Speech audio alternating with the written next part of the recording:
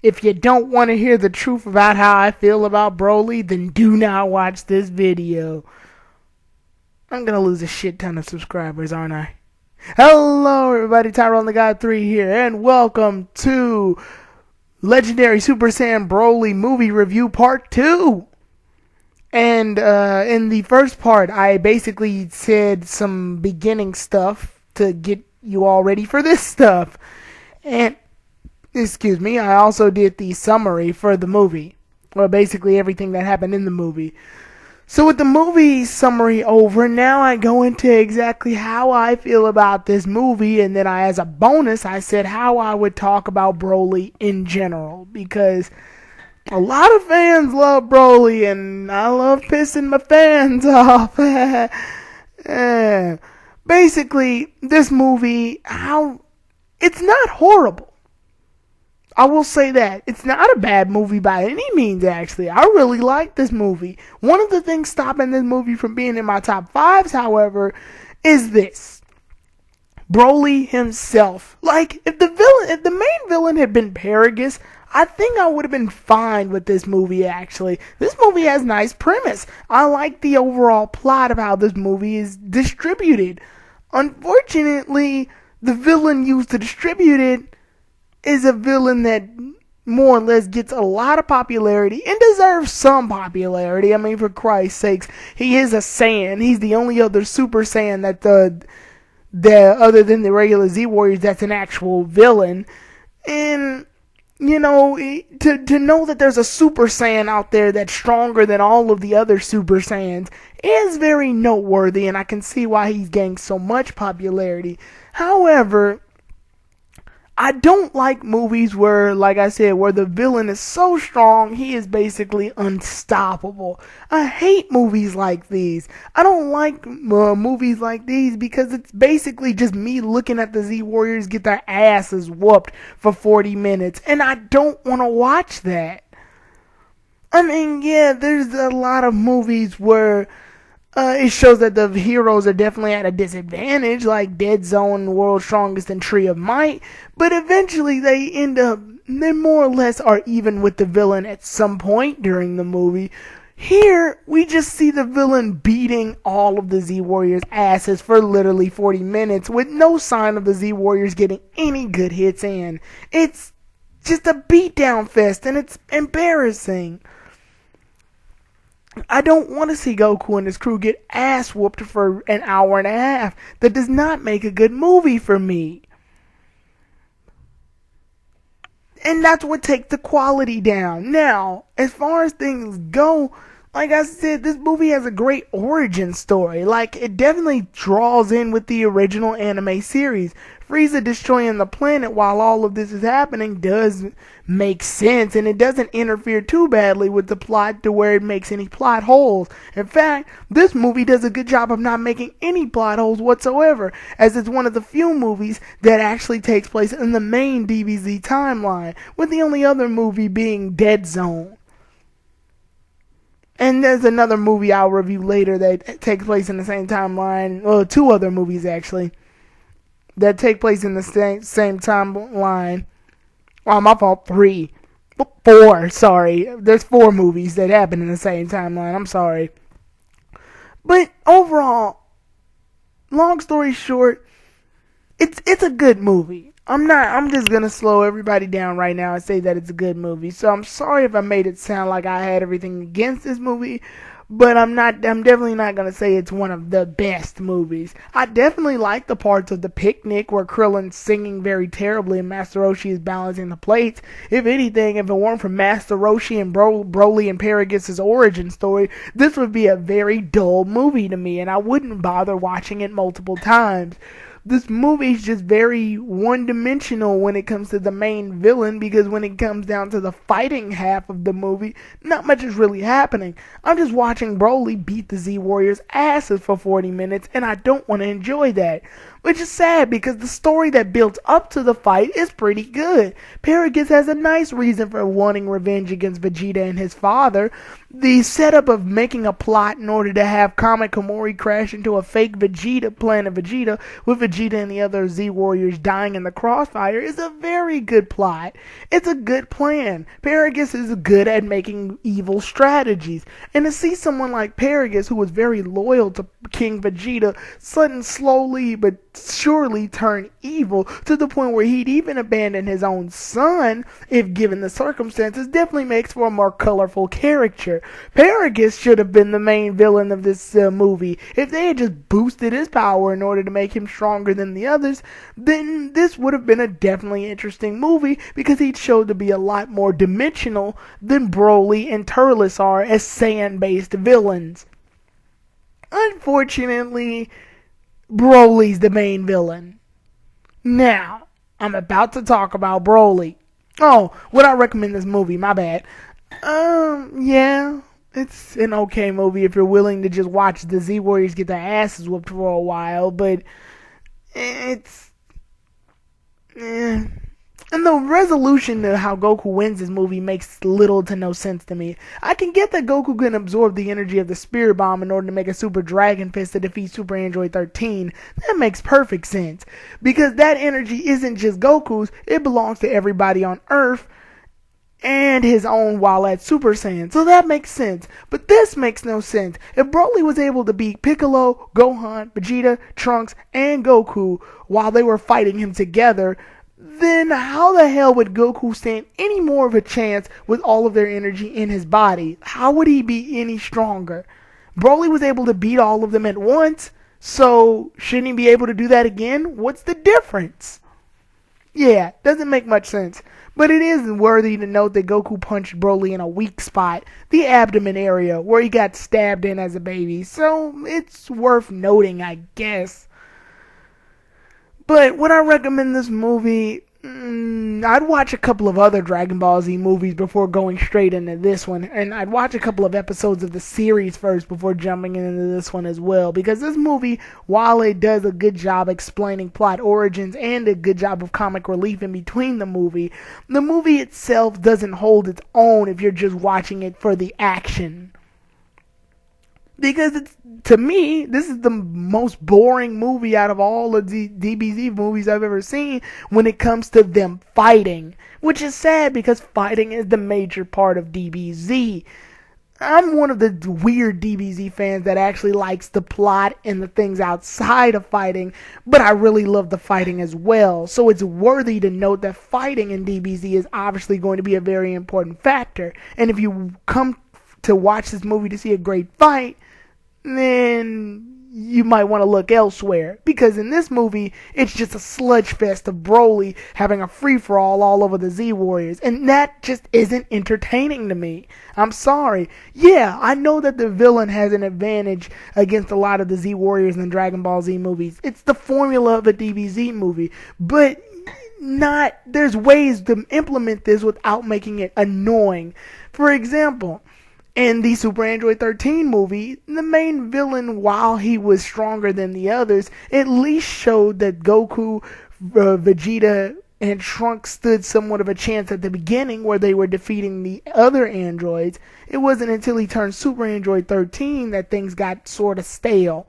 Or in Dead Zone, like I said before, where Garlic Jr. transformed. Goku and Piccolo were losing, but when they took off their weights, they immediately became a challenge for Garlic Jr., and they were even able to beat him.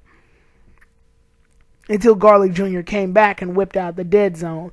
And in Tree of Might, while Piccolo, Yamcha, Tien, Krillin, and Gohan and Chaozu didn't really stand a chance against Turles individually, it was worthy to note that at the beginning of the fight, Goku was actually standing a bit of a chance against Turles, even overpowering him when he went Kaioken mode. So they don't have to make the villain so obnoxiously strong to the point where they don't stand a chance.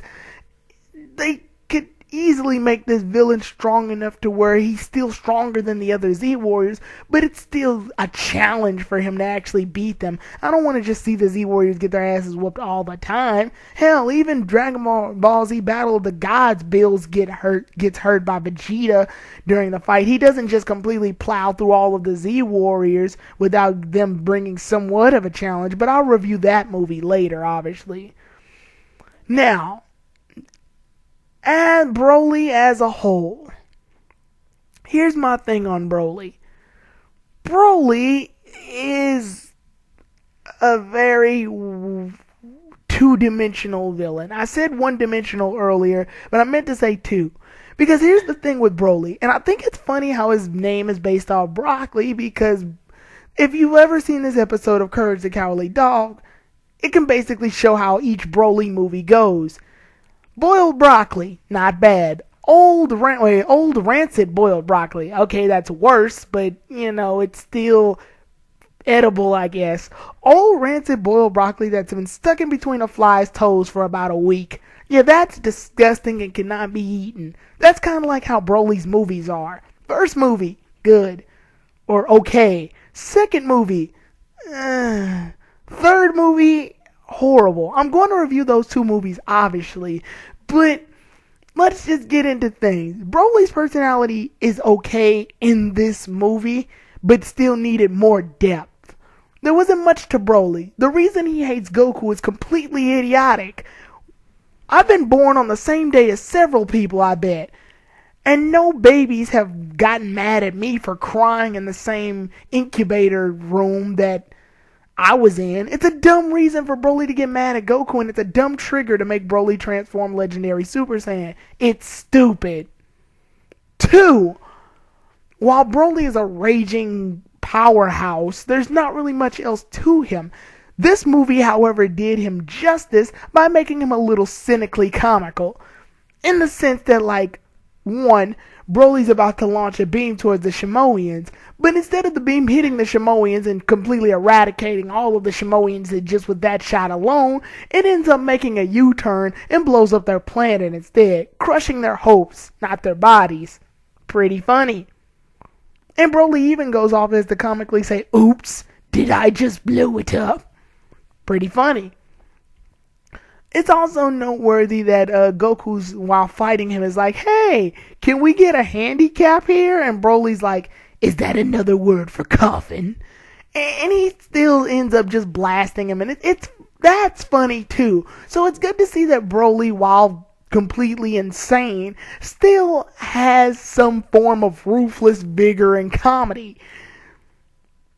Which is weird, actually, because Broly is mostly viewed as this raging, hulking, destructive machine. Unfortunately, outside of those two jokes and the comments that he says to Vegeta, like, "Please try to make me bow down," and, what was that other comment he said? "Oh, just as I thought, you're all talk and no action." Outside of those comments, there's nothing really to Broly. Especially in the next movie that he's in. But regardless, Broly shows to be a raging, hulking idiot with pure power, but at the same time, he's very cynical and destructive. So he has a character, but not good enough of a character to compare to his father, Paragus. I honestly think that if Paragus was absent in this movie, this would be a very awkward movie for me. But Broly, while he was the overall main villain in the cynical, muscly, destructive side of the movie, Paragus showed to be the one that was cunning and had the master plan and was really evil and held a grudge against both Vegeta and basically the rest of the Saiyans that lived after the Frieza assault. Paragus has more of a reason to seek revenge than Broly does. Broly's hatred towards Goku, which is carried on through the other movies, makes little to no sense. And that's what's making me angry in this movie. I can't help think but that Broly's motives aren't really motives. They're just things that were thrown in at last minute in order to make for a movie. There could have been several other reasons why Broly has a vendetta against the Z Warriors. Hell, if anything, I think Broly should have a vendetta against Vegeta. I mean, think about it. Broly was sent to be executed by King Vegeta himself. Wouldn't the grudge be more towards Vegeta and not Goku, a baby that had no control of what he was doing at the time? Yeah, that's my flaw that I have with this movie. And just Broly in general, I will also explain one thing. He's not the strongest villain in DBZ history. Yeah, there goes my subscription count plummeting. A lot of people view Broly as being obnoxiously strong. If that was the case, why did he lose in this movie? It's because Goku gathered the energy and attacked Broly in a weak spot. But also, Broly isn't the strongest because Broly's power only measures up to about perfect cell.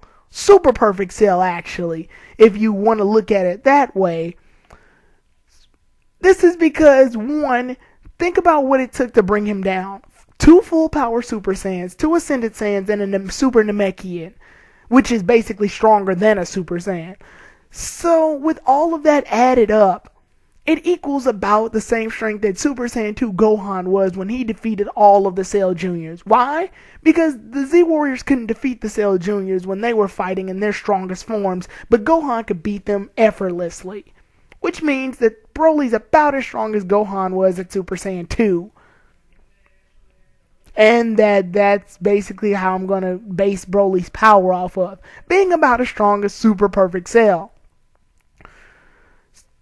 I don't like when people basically state that Broly is about as strong as like Super Saiyan 3 Goku and like Super Saiyan 3 Broly in 2 of the games, Dragon Ball's Heroes.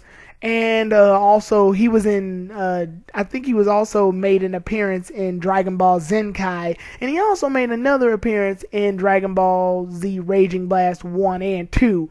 There's no reason for it. Super Saiyan 3 Broly would probably only be about as strong as Super Saiyan 3 Goku if that were the case. They never said that Broly's super legendary Super Saiyan powers would carry over. And even still, I think Broly would only be about as strong as Kid Buu or Janemba at best.